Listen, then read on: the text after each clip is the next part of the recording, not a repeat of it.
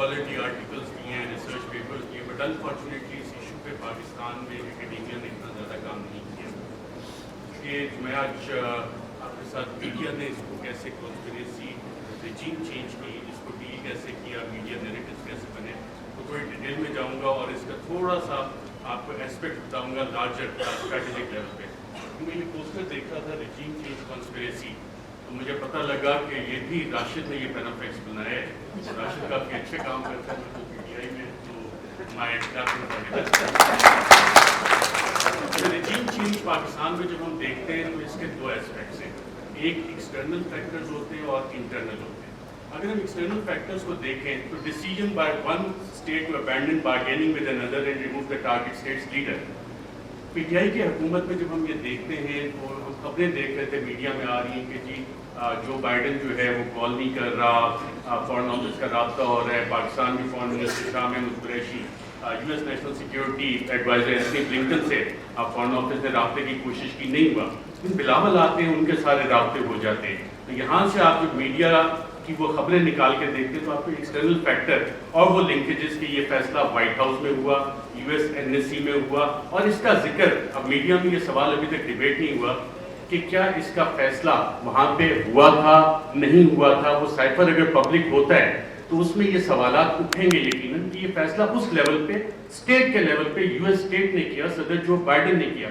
और सदर जो बाइडन जो neo कॉन्स्टेट plan for the new American century, उसका बाकायदा तौर पे हिस्सा थे, जिसके बाद हमने देखा 2001 के बाद पूरी दुनिया में डिफरेंट रिजीम चेंज ऑपरेशन बाकायदा तौर पे लॉन्च किए गए। इराक उसकी एक मिसाल है।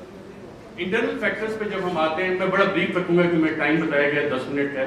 इंटरनल फैक्टर्स पे जब हम देखते हैं तो इसमें ज़ाती अना के मसले आ जाते हैं, कुछ इदारों के मसाइल आ जाते हैं, कुछ सियासी मुफादात आ जाते हैं। और इसमें एक सवाल जब हम इंटरनल फैक्टर्स का देखते हैं तो बड़ा सवाल ये बनता है कि मुल्क का कौन सोचता है, पाकिस्तान का कौन सोचता है। क्या हम सिर्फ इंडिविजुअल्स का सोचेंगे, क्या हम सिर्फ उन इदारों का सोचेंगे कि जी इदारों की अना बड़ी होगी या इंडिविजुअल्स की अना बड़ी होगी है। पाकिस्तान का कौन सोच रहा है? क्या वज़ीर आज़म इमरान खान उस वक्त पाकिस्तान का सोच रहा था या इंडिविजुअल्स के बेनिफिट देख रहा था? और क्या ये जो रिजीम चेंज कॉन्स्पिरेसी है, इसमें जो मीडिया नैरेटिव्स बने वो किस तरह के बने? उसमें इंडिविजुअल्स और इंस्टीट्यूशन ने डोमिनेट किया या पाकिस्तान का सवाल किसी ने उठाया? इस हवाले से मीडिया नैरेटिव्स इस हवाले से साइलेंट है, उसमें आपको इंस्टीट्यूशनल और इंडिविजुअल डोमिनेंस नजर आती है। अच्छा, कोवर्ट एक्शन भी इसमें बाकायदा तौर पे प्लान हुआ। मीडिया में being fly on the wall and being an active participant, एक एक्टिव जर्नलिस्ट होते हुए आपको बहुत कुछ पता लगता है कि मीडिया नैरेटिव बनना कैसे। अक्सर जो हुकूमतें बैठी होती हैं उनको सबसे आखिर में पता लगता है कि हमारे साथ हो क्या रहा है। मीडिया को पहले पता लग जाना शुरू हो जाता है क्योंकि कोवर्ट एक्शन मीडिया ने पब्लिक ओपिनियन शेप करना होता है, पॉपुलेशन को बताना होता है कि जनाब ये हुकूमत के साथ मसाइल हैं, और वो कहानियाँ शुरू हो जाती हैं और ये डॉक्यूमेंटेड है इस सारे केस में भी। और फिर टूल्स इसमें इस्तेमाल होते हैं, लॉफेयर जिसको हम जस्टिफाई करेंगे, लॉ प्लस वॉरफेयर, लॉफेयर और इसके पॉलिटिकल एंगल्स भी हैं। और एक मिसाल तो फवाद चौधरी साहब ने भी अभी दी कि किस तरह हुआ।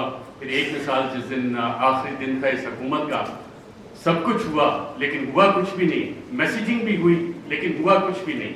कार्रवाई क्या हुई थी उस दिन? कुछ हुई लेकिन मैसेज कन्वे हो गया था कि ये कुछ हो सकता है लेकिन हुआ नहीं। तो वो लॉफेयर बाकायदा तौर पे रिजीम चेंज ऑपरेशन का एक हिस्सा था, सोचा गया, इंप्लीमेंट किया गया और मीडिया ने उसे बाकायदा तौर पे रिपोर्ट किया, जिस वजह से आज हम उसकी बात करते हैं, सवालात उठते हैं कि जनाब ये वाले काम कैसे हुए। सदर मुमलिकत doctor Arif Alvi, supreme commander of the arm forces, head of the state representing unity of the Republic, उन्होंने अपने खत में जिक्र किया है कि 1951 से शुरू होता है लियाकत अली खान की असैसिनेशन, जुल्फ़िकार अली भुट्टो का भी जिक्र करते हैं, फिर उस वक्त प्राइम मिनिस्टर इमरान खान की हुकूमत को जो निकाला गया, smoking gun in the hand of a conspirator, कि एक साजिशी के हाथ में धुआं देती हुई बंदूक वो ढूंढनी है, उसके लिए कमीशन बनाना है।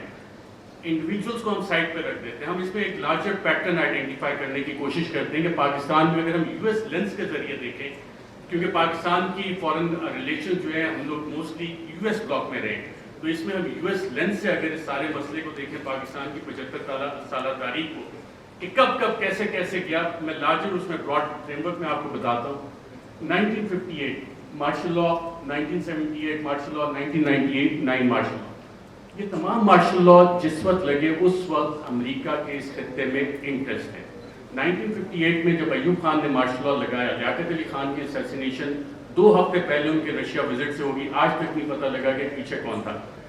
آپ آ جاتے ہیں جی مارشل لا, سیاٹو, سینٹو, کولڈ وار اپنے پیک پہ جا رہی تھی, امریکہ کو یہاں پہ الائز چاہیے تھے اور ہم سیاٹو سینٹو کا حصہ بنے, رشین بلاک میں, ہم سوویت بلاک میں نہیں گئے اور ہم وہاں پہ اس سائڈ پہ چلے گئے. اب وہ سارا پلان اس کو سیاٹو سینٹو کولڈ وار جب اپنی پیک پہ گئی تو ایوب خان, جنرل ایوب خان, انہوں نے اپنی سروسز باقاعدہ پرووائڈ کی اور پاکستان یو ایس کیمپ میں کیا, اور اس وقت کے آپ دیکھتے بھی ہیں بڑے پیارے پیارے ویژولز ہمیں نظر آتے ہیں. 1977 جب ہم دوبارہ آتے ہیں تو اس وقت پھر امریکہ کے ریجنل انٹرسٹ یہاں پہ تھے اور ہم دیکھتے ہیں کہ کوورٹ وار باقاعدہ طور پہ شروع ہوئی, افغانستان کی جنگ لڑی گئی اور اس وقت پاکستان میں پھر مارشل لا آ جاتا ہے. ایک پاپولرلی الیکٹڈ ڈیموکریٹک لیڈر کو پھانسی دی جاتی ہے ایک ایسے کیس میں, غالباً سیکشن 109 فواد چودھری صاحب اگر بیٹھے ہوں تو بتائیں کہ اس میں پھانسی تو بنتی نہیں لیکن پھانسی دے دی گئی اور ضیاء الحق کا مارشل لا آ جاتا ہے. یو ایس انٹرسٹ دوبارہ افغانستان. 99 میں جب ہم آتے ہیں دوبارہ تو ایک نئی جنگ ہمیں چاہیے, اس کے لیے نیو کونس کے پلان آلریڈی بن چکے تھے, آلریڈی تھا کہ کدھر عراق میں جنگ ہونی ہے, لیبیا میں ہونی ہے, سیریا میں ہونی ہے, ایران, پاکستان بھی اس کا حصہ تھا لیکن پاکستان جیسے بلڈ بارڈرز کا ڈاکٹر شیری مظاہر تھا, Pakistan for various reasons and one of the main factors being a nuclear power تھوڑا سا بچ گئے. جو وار اگینسٹ ٹیرر ہماری شروع ہوئی, دہشت گردی کے خلاف جنگ, جو ٹی ٹی پی کا سارا انفیوز کیا گیا, وہ سارا اسی کا ایک حصہ تھا کہ یہاں پہ یہ ساری کارروائیاں پاکستان میں ہونی ہیں اور ہم اس ٹریپ میں باقاعدہ طور پہ واک ان کیے. یہ والے ہم 3 فیزز جب نکالتے ہیں, اچھا ان میں ٹرانزیشن کیسے ہوتی ہے؟ ٹرانزیشن پاپولرلی ہوتی ہے. جتنے بھی یہ لوگ گئے, جب ہم دیکھتے ہیں کتنا ٹرانزیشن 1969-70 میں جو ٹرانزیشن ہے وہ پاپولر اپرائزنگ ہوئی, پاپولر لیڈرز آپ کے کھڑے ہوئے, پاکستان پیپلز پارٹی کا قیام آیا, انہوں نے کہا کہ جی ناؤ ڈیڈی از نو مور ایکسیپٹیبل, میں بڑا ہو گیا ہوں, میں اپنی الگ پارٹی بناؤں گا, پاکستان پیپلز پارٹی. عوامی لیگ الگ بنی شیخ مجیب کی, اور پھر اس کے بعد کی جو الیکشن مینیپولیشن کی داستان ہے اس کے ریزلٹس ہمارے سامنے. 1988 محترمہ بے نظیر بھٹو آتی ہیں واپس, ایک پاپولر اپرائزنگ ہے. لاہور کے جو جلسے جن کی مثال دی جاتی تھی, جو کہ اب پاکستان تحریک انصاف نے جتنے بڑے بڑے جلسے کیے اسے اوور ویلم کر دیا, لیکن وہ مثال دی جاتی تھی کہ پاپولر اپرائزنگ ہوئی اور پھر وہاں پہ جو بھی آپ جو طیارہ جو پھٹا تھا جنرل ضیاء الحق کا, تو آپ کی ایک ڈیموکریٹک ٹرانزیشن آئی. اور یہ وہ فیز ہے جب آپ دوبارہ دیکھتے ہیں کہ ایک ٹرانزیشن ہو رہی ہے, دوبارہ آپ جنگ سے نکل رہے ہیں, حالات اسٹیبل ہو رہے ہیں, افغانستان آپ نے فتح کر لیا ہے, سوویٹس کو وہاں سے بھگا دیا ہے, سو جنرل ضیاء کا کام ختم ہو گیا, سو پاکستان میں آپ ٹرانزیشن تھوڑے عرصے کے لیے چلو جی جمہوریت انہیں کھیلنے دیں. پھر آ جاتا ہے 1999 اور 2007-08 general Musharraf, war against terror, اور اس کے بعد جب ان کی یوٹیلیٹی ختم ہوتی ہے, ہم نے دیکھا ایک پاپولر اپرائزنگ ہوتی ہے اور انہیں جانا پڑتا ہے, لائرز موومنٹ بھی دیکھتے ہیں, ساری چیزیں. لیکن اس سارے عرصے میں جو ڈیموکریٹک ٹرانزیشن ہماری ہوئی ہے اس میں کیا واقعی حقیقی جمہوریت ہماری قائم ہو سکی کیا, یا کہ ہمیشہ ہمیں ایک ہائبرڈ قسم کی جمہوریت جو ہے وہ ملی ہے؟ اور ہائبرڈ جمہوریت بنتی کیسے ہے؟ ہمیشہ ایک کنگز پارٹی ہوتی ہے. جب آپ پاکستان کی تاریخ اٹھا کے دیکھتے ہیں تو جو مین آن ہارس بیگ, گھوڑے جو لوگ رائڈ کرتے ہیں, ہارس رائڈنگ کرتے ہیں, وہ اچھے گھوڑے رکھنے کا شوق بھی رکھتے ہیں, تو وہ چیز ہوتی ہے. لیکن اس ساری چیز میں ایک ٹائم فریم بڑا ڈفرینٹ آ رہا ہے پاکستان کی تاریخ میں, وہ آ رہا ہے 2018 سے 2022 کا. اس دوران میں اتھارٹیرین کنسولیڈیشن بھی ہوتی تھی. اتھارٹیرین کنسولیڈیشن اس طرح کے جو پرانے ایسٹس تھے جن پہ کرپشن کے مقدمات تھے ان کو بھی بچایا جا رہا تھا. دوسری طرف ایک حکومت کوشش کر رہی تھی کہ جی ہم نے ڈیموکریٹک کنسولیڈیشن کرنی ہے, اس کو روکا بھی جا رہا تھا. اور اکاؤنٹیبلٹی اس کی بہت بڑی مثال ہے. اور اگر کسی نے اس کا ایک ٹائم فریم نکالنا ہے کہ بڑا اچھا احتساب چل رہا تھا, ساری چیزیں ون پیج پہ چل رہی تھی, لیکن پھر ایک پریس کانفرنس مشہور زمانہ ہوتی ہے جس میں پوری نون لیگ کی لیڈرشپ بیٹھی ہوتی ہے اور مریم نواز اس میں ایک بڑی اچھی بات کرتی ہیں کہ چند اہم لوگوں کی ویڈیوز موجود ہیں. اب ماشاءاللہ سارے وفاقی وزراء کابینہ بیٹھی ہے, سابق وزیر اعظم بیٹھے ہیں. اس کے بعد احتساب کے مقدموں کا کیا ہونا شروع ہوا, اس کے بعد کیا ڈیلے ہونا شروع ہو گئی, اس کے بعد نواز شریف بھی پائے گئے, اس کے بعد کیسز بھی سلو ہونا شروع ہو گئے, کیا کچھ نہیں ہوا. یہ والی ساری چیزیں تھی. میں میسج آ گیا کہ جی تھوڑا کم کریں. ریجیم چینج جب ہوئی تو میڈیا کی اسٹریٹجی اس میں کیا تھی؟ میڈیا کے 3 Ds اس میں باقاعدہ طور پہ استعمال کیے گئے تحریک انصاف کے خلاف. 3 D تھے ڈسٹرب, ڈسکریڈٹ, ڈینائی. ڈسٹرب کیسے کرنا ہے؟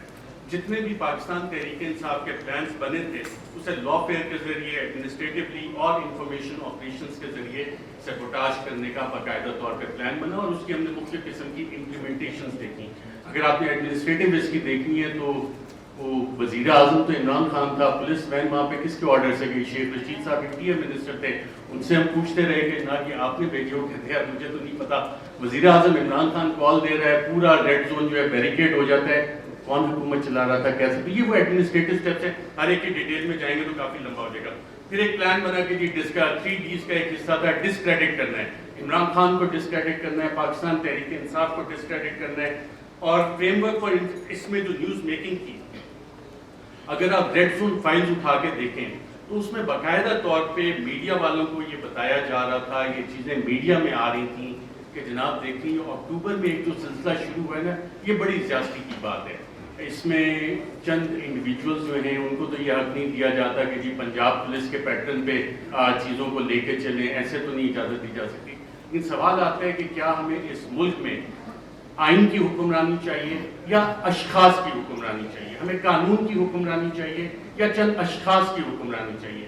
میڈیا فریم ورک جب آپ اس میں سارا اینالائز کرتے ہیں, جتنے آپ کرنٹ افیئرس کے پروگرامز اٹھا لیں, نیوز آرٹیکلز اٹھا لیں, کالمز, ایڈیٹوریلز, اس میں کانسٹیٹیوشنل فریم ورک, وہاں پہ ڈیبیٹ فریم نہیں ہوئی, وہاں پہ رولز آف بزنس کی ڈیبیٹ فریم نہیں ہوئی, وہاں پہ ڈیبیٹ فریم ہوئی اداروں کے حساب سے, وہاں پہ ڈیبیٹ فریم ہوئی انڈیویجولز کے حساب سے. اور پھر اپریل میں 9-10 اپریل, اس سے پہلے یہ پلان آ گئے تھے کہ جناب میڈیا سپیس بھی ڈینائی کرنی ہے, بلیک آؤٹ بھی کرنا ہے, جو چند صحافی کوشش کریں کہ آواز اٹھانی ہے ان کو آپ چینل سے نکالتے ہیں. عمران ریاض میرا خیال ابھی بھی بیٹھے ہیں, مجھے اطلاع ملی تھی کہ انہوں نے ایکسپریس جوائن کرنا ہے, لیکن ایکسپریس میں بھی ابھی تک آن ایئر نہیں ہو سکتا ہے. حالانکہ سلطان لکھانی صاحب فریڈم آف پریس میڈیا اس پہ بلیو بھی کرتے ہیں, کافی اچھے ایڈیٹوریل آرٹیکلز اور چینل بھی چل رہا ہے, but he is not on air. FIR چلیں اب صحافیوں کو چھوڑیں, اب تو پوری وفاقی کابینہ ہے سابق, اس پہ بھی FIR ہوئی ہیں اور ملٹیپل FIR دہشت گردی کی بھی ہوئی ہیں.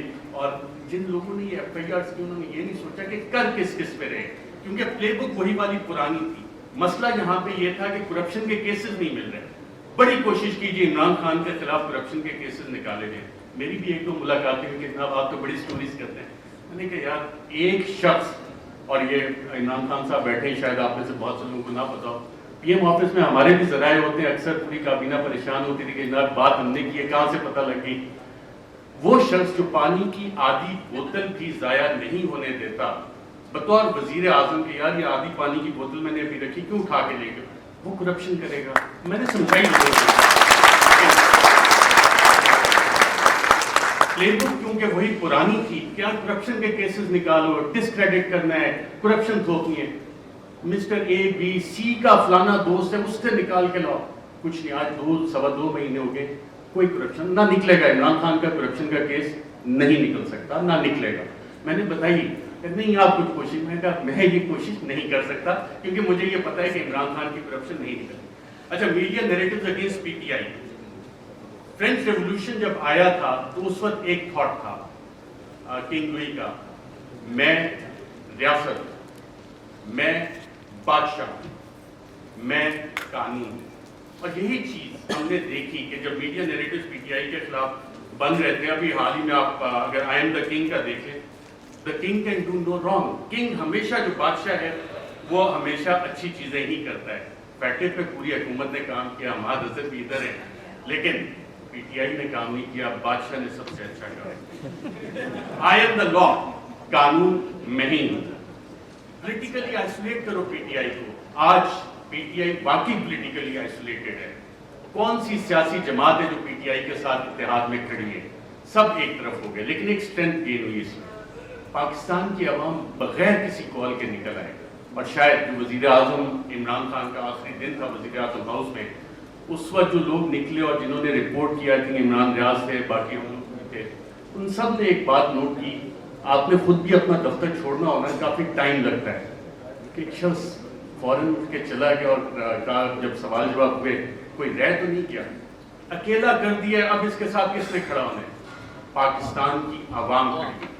یہ وہ ڈفرنٹ فیکٹر تھا جس کو کسی سازشی نے کسی بھی سازشی نے کیٹر نہیں کیا ہوا تھا. یہ وہ ویریبل تھا, عوام کا ویریبل تھا, جس کی وجہ سے یہ چیزیں.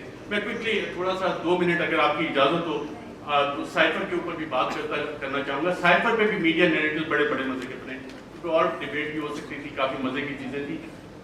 پہلا کیا بنا جی, پہلی میڈیا نے رپورٹ کرنا شروع کیا اور باقاعدہ یہ بتایا گیا کہ سائفر تو ایگزسٹ ہی نہیں کرتا, سائفر نام کی تو کوئی بلا ہی نہیں ہے. پھر دوسری چیزیں میڈیا کی یہ سٹوریز آئیں اور ریکارڈ کے اوپر موجود ہیں, پرنٹ کیے ہیں, ٹی وی پروگرامز ہیں. سائفر تو یہ ایزمپشنز پہ بیسڈ ہے, وہ ایزمپشنز ہیں ہمارے امبیسیڈر کی. پھر یہ بھی کہانیاں میڈیا میں کہ جی یہ تو فارن آفس میں خود ہی پی ٹی آئی والوں نے بیٹھ کے بنا لیا ہے, یہ تو شاہ محمود قریشی نے خود ہی بیٹھ کے بنا لیا ہے. پھر جب وہ بھی ساری چیزیں, کیونکہ سائفر ایگزسٹ کرتا تھا, سائفر موجود تھا, پھر کہا گیا جی کانسپریسی کا ایویڈنس کوئی نہیں ہے. اچھا پھر عمران خان بطور وزیر اعظم میرا خیال وہ کرکٹ کھیل رہے تھے, اور جب انہوں نے کہا تھا کہ مینٹلی میں اسٹرانگ ہوں, تو بہت سے لوگوں نے انڈر ایسٹیمیٹ کیا. انہوں نے کابینہ کی بھی کمیٹی بلائی, کابینہ کی اسپیشل کمیٹی غالباً 30 مارچ کو ہوئی. 30 مارچ کو میں نے سابق وفاقی وزراء سے پوچھا, وہاں کانسپریسی کی بات بھی ہوئی, کانسپریسی کا ذکر بھی اس میں ہوا, اور پھر 31 کو نیشنل سیکیورٹی کمیٹی بھی انہوں نے بلا لی, اور اس کا بھی مور اس پہ لگ گئی کہ بلیٹنٹ انٹرفیئرنس. اور اس کے آخری پیراگراف میں ایک لفظ لکھا ہوا ہے کہ جو 31 کو نیشنل سیکیورٹی کمیٹی کی میٹنگ ہوئی, اس نے 30 مارچ کے جو منٹس اور اسپیشل کیبنٹ کے ان کو ریٹیفائی کیا. اب 30 مارچ کو آپ سب وفاقی وزراء جو اس میں بیٹھے تھے, اس وقت کے وزیر اعظم اس میں بیٹھے تھے, ان سب نے کانسپریسی اور سازش کا لفظ اس میٹنگ میں ذکر کیا. یہ میرے ذرائع نے مجھے بتایا ہے. آپ سبھی یہاں پہ بیٹھے ہیں, اگر کسی نے کانٹریڈکٹ کرنا ہے تو سابق وزیر اعظم خود بیٹھے ہیں, وہ کر سکتے ہیں کہ 30 مارچ کو جو اسپیشل کیبنٹ میٹنگ تھی اس میں سازش کا ذکر ہے. بالکل سازش کا میں ایز اے جرنلسٹ کلیم کر رہا ہوں. پھر یہ کہا گیا کہ جی وہ انٹیلیجنس ہم نے خود ہی کر لی, اور انٹیلیجنس کی بیسس پہ obviously اس پہ سوال اٹھے کہ انٹیلیجنس, ہمارے انٹیلیجنس کے ادارے بہت اچھا کام کرتے ہیں, دہشت گردی کے خلاف بہت اچھا کرتے ہیں, پاکستان کی سیکیورٹی کے لیے بہت اچھا کام کرتے ہیں. لیکن مسئلہ یہاں پہ آتا ہے کہ جب انہیں ڈریگ کیا جائے سیاسی معاملات میں, اور یہ کہا جائے کہ جی انویسٹیگیشنز ہوئی, کون سی انویسٹیگیشنز, یہ سوال ہے. اب ریجیم چینج میں انٹیلیجنس کا ایک بنیادی کردار ہوتا ہے, انٹیلیجنس انفارمیشن کا بنیادی کردار ہوتا ہے. اگر آپ اگلی سلائڈ کریں ذرا, Colin Powell U S secretary of state, U N security council میں انٹیلیجنس انفارمیشن کی بیس پہ انہوں نے کہا جی یہاں پہ یہ والے ویپنز عراق میں موجود ہیں, یہ کیمیکل ویپنز ہیں, یہ نیوکلیئر ویپنز وہاں پہ وہ بنا رہے ہیں. عراق اور ختم ہو گئی, عراق تباہ ہو گیا. یہ اس انٹیلیجنس انفارمیشن کی اوقات کی ویلیو کی جو آج تک. میں ایک اور آپ کو افغانستان سے ریلیٹڈ انٹیلیجنس انفارمیشن دیتا ہوں. انٹیلیجنس ڈس انفارمیشن. اسامہ بن لادن کے پاس نیوکلیئر ویپنز ہیں, اور اسامہ بن لادن کے پاس نیوکلیئر ویپنز, اگر آپ یہ سٹوری دیکھیں تو یہ جسٹیفائی کرنے کے لیے تھی کہ جی افغانستان میں امریکہ نے حملہ کرنا ہے. اور اس وقت آپ تمام امریکی اخبارات اٹھا لیں, ورلڈ ایکسکلوسیو ڈان نے بھی فرنٹ پیج پہ چھاپا کہ جی ایک ایکسکلوسیو انٹرویو ہوا ہے, اسامہ بن لادن کے پاس نیوکلیئر ویپنز ہیں. تو نیوکلیئر ویپنز آج تک نہیں لکھے. تو یہ ہوتی ہے انٹیلیجنس انفارمیشن. جب تک آپ تحقیقات نہیں کرتے, اسے ویریفائی نہیں کرتے, بہت سی جے آئی ٹیز میں انٹیلیجنس انفارمیشن آتی ہے, بہت اچھا کام ہوتا ہے, لیکن اس کی ویریفیکیشن چاہیے ہوتی ہے. انٹیلیجنس اور انٹیلیجنٹ انفارمیشن میں فرق ہوتا ہے. اس کے علاوہ بہت ساری چیزیں ہیں. پروپیگنڈا پہ اگر ہم جائیں, ڈی کلاسیفائڈ ڈاکومنٹس بہت سارے آگے, چلی کے حوالے سے, ایران کے حوالے سے. ٹائم میرے پاس کم ہے, میں نے کہ یہ والے لارجر ایشوز آپ کے سامنے رکھوں. Thank you very much.